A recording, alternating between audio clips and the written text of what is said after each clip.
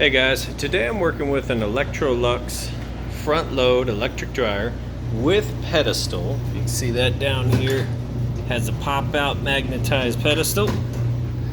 The door, once I shut this off here, we'll go ahead and pause that.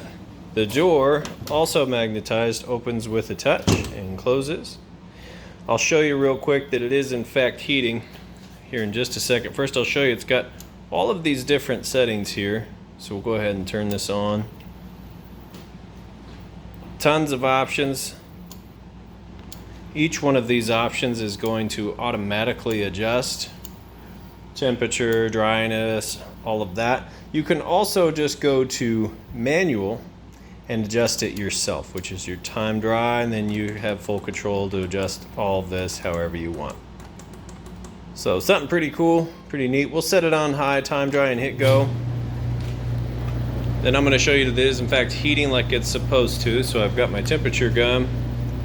Just kind of show you real quick in between those two red dots. That's where it's going to take its measurement. Kind of a difference here between the wall, the very front here. So we'll go ahead and open this up. You see the light in there is nice and bright. You see plenty of heat coming out of the heating element tube there. Take a picture of that real quick for the ad. Otherwise, load it up, hit go. You can hear that it sounds great. Nice smooth operation.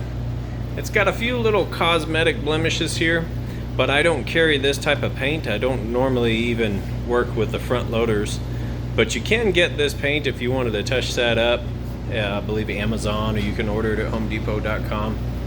Otherwise, beyond that, it works perfectly. It's in perfect operational condition. It went through a 22-point inspection, everything electrical, mechanical, it all got checked. So that's going to do it for this video. I appreciate you taking the time to watch it. If you have any questions, let me know. Thanks. Have a great day.